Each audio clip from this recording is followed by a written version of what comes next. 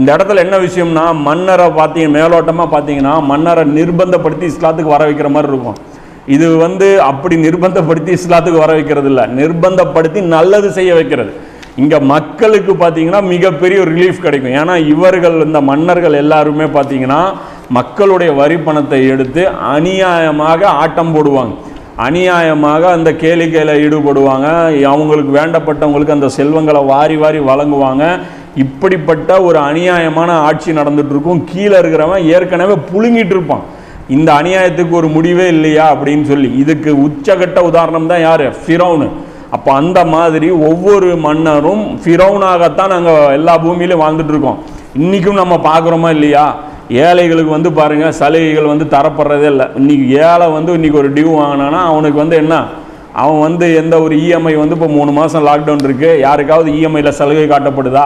இல்லை. இன்னைக்கு டேட் எடுங்க, 68,500 கோடி ரூபாய் பெரிய பெரிய பணக்காரர்களுக்கு கடன் தள்ளுபடி பண்ணுது. இந்த 68,000 கோடி ரூபா அதே இந்த பக்கம் வீட்டு லோன் வாங்கினவன், விவசாய லோன் வாங்கினவனுக்கு தள்ளுபடி பண்ணால் எத்தனை கோடி பேருடைய கடன்கள் தள்ளுபடி செய்யப்படும். ஆனால் இது பண்ண மாட்டாங்க. இதுதான் மேட்ரு. ஏன்னா இந்த மேலே இருக்க இந்த நிர்வாகம் பார்த்தீங்கன்னா எப்பயுமே வசதி படைத்தவர்களுக்கு தான் காலம் காலமாக சலுகை காட்டுவாங்களே தவிர ஏழைகளுக்கு காட்ட மாட்டாங்க. இதே அல்லாவுடைய தீன் இருந்தால், இன்னைக்கு இந்த இடத்துல அல்லாவுடைய தீன் இருந்ததுன்னா என்ன நடக்கும்? ஒரே நாளில் இந்தியாவில் இருக்கக்கூடிய அனைத்து மக்களுடைய கடனும் ஒரு நாளில் தள்ளுபடி செய்யப்படும். யாரும் ஏழைகளை கடன் நீங்கள் கட்டாதீங்க அப்படின்னு சொல்லி அந்த இது கொடுக்கப்படும். நம்ம சும்மா வாயில் சொல்லலை, ஏற்கனவே இதை செஞ்சதை சொல்கிறோம். நம்ம இப்படி செய்வோம் அப்படி செய்வோம்னு சொல்லி தேர்தல் வாக்குறுதி சொல்லலை.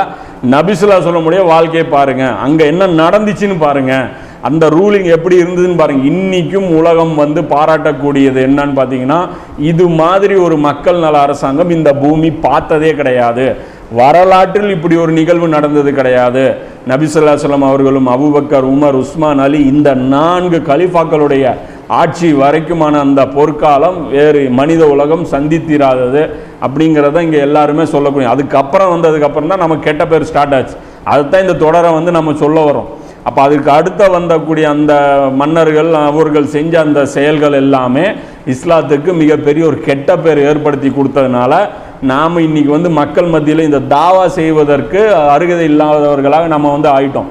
இதே இந்த தவறுகளில் இருந்து நாம் விலகி, ஆமாம் இவர்கள் 4 பேர் தவிர மற்றவர்களுடைய ஆட்சிக்கு நாம் பொறுப்பு கிடையாது, இது எல்லாமே தீய ஆட்சி தான் அப்படின்னு நாம் கை கழுவி விழுகிட்டோம்னா மறுபடியும் நமக்கு அந்த தகுதி வரும்.